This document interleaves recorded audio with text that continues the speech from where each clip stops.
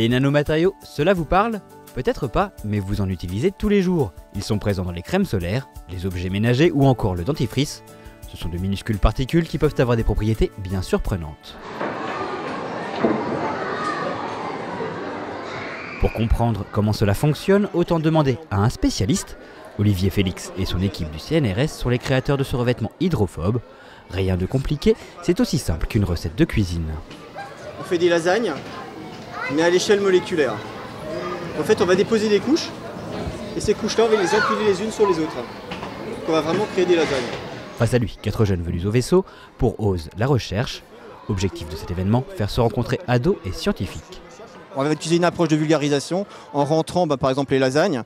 Et on va dire que on n'utilise pas de sauce tomate et de plaques de pâte, mais on va utiliser plutôt des objets qui vont être différents, de différentes structures à l'échelle nanométrique, donc très petites échelles. Et voilà. Et puis en général, ça se passe bien et on donne des exemples simples d'applications qui leur permettent de comprendre les propriétés, donc la magie des surfaces. Et ça, c'est des milliards de bactéries qui se sont développées parce qu'ils ont utilisé. On retrouve nos 4 jeunes gens en compagnie de Françoise Bringel. Elle est chercheure en microbiologie de l'environnement. Son objet d'étude, les micro-organismes qui vivent tranquillement leur vie tout autour de nous. Ces outils de travail, des petites boîtes de culture. J'ai emmené un peu du matériel, j'ai emmené une boîte de pétri pour montrer un petit peu la biodiversité que l'on peut trouver. Chaque colonie ici représente un organisme différent qu'on voit par les différences de couleurs, différences de formes. Il y a des poilus, des lisses, etc. Donc ça montre bien qu'on est entouré d'une foule d'organismes très différents à explorer, dont on ne sait pas encore ce qu'ils font et qui pourraient être biotechnologiquement importants à comprendre comment ça fonctionne. Dans les petites boîtes de Françoise se trouve peut-être l'avenir des biotechnologies. Les micro-organismes de l'environnement sont en effet encore mal connus et certains d'entre eux pourraient bien avoir des propriétés très utiles aux macro-organismes tels que l'homme. Ce que j'étudie, c'est des bactéries capables de dégrader des polluants, des solvants chlorés. Et donc, ces solvants chlorés sont répandus au niveau de sites industriels. Et donc, ils contaminent pas mal de sites industriels. Tout ça, c'est pour pouvoir faire de la biorémédiation, de la dépollution de sites en utilisant des micro-organismes capables de dégrader les polluants. L'événement a rassemblé près d'une centaine de jeunes et mobilisé 17 chercheurs. Une fois n'est pas coutume, si aujourd'hui ils sont sortis du labo, c'est pour parler de leur métier, bien plus que de leur domaine de recherche. Ils découvrent le métier de chercheur. Un petit peu une science, mais ça ils ont d'autres occasions, il y a des tas d'occasions de découvrir les sciences. Mais qu'est-ce que c'est que le métier de chercheur?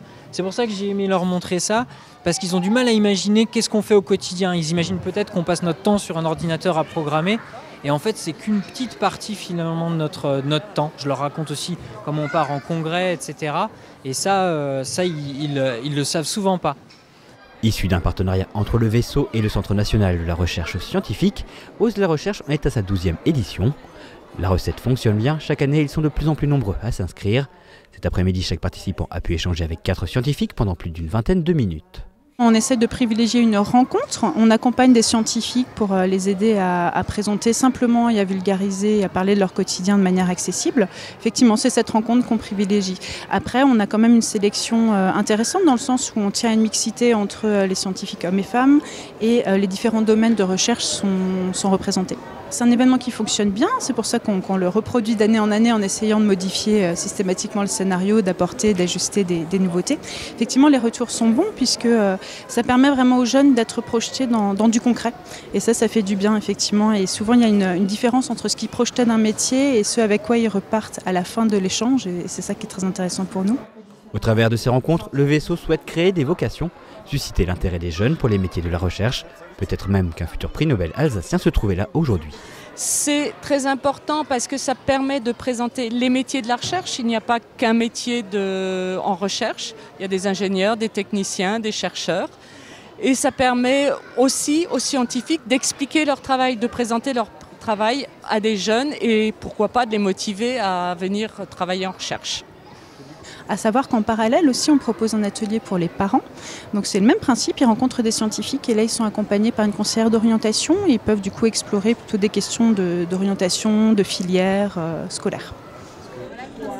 Il y a 15 ans, le 22 février 2005, le vaisseau ouvrait au public. Depuis, 2,6 millions de visiteurs ont passé ses portes. Un succès qui est allé en s'amplifiant année après année. Pour fêter ses anniversaires, la Cité des Sciences alsacienne ouvrira ses portes samedi prochain avec un programme spécial. Nous prévoyons en tout cas en cette journée du 22 février une programmation particulière. Donc c'est une journée qui sera gratuite pour tous nos visiteurs. On a des temps un petit peu pour les pitchouns, pour les plus petits, qui seront donc accueillis de 9h à 11h avec une programmation qui leur est dédiée. Et à partir de 9h, on a une programmation festive sur toute la journée avec des shows, des surprises, des spectacles. Et en fin de soirée, enfin en début de soirée plutôt, entre 18 et 22h, donc ouais, ça va un petit peu dans la nuit quand même, le vaisseau reste ouvert et puis on propose une grande boum où sont invités nos petits visiteurs avec leurs accompagnants, parents ou autres. Arrivé à l'âge de l'adolescence, le vaisseau va tranquillement se diriger vers l'âge adulte. Ces espaces d'exposition sont en cours de transformation. Une exposition événement est également prévue pour la fin de l'année.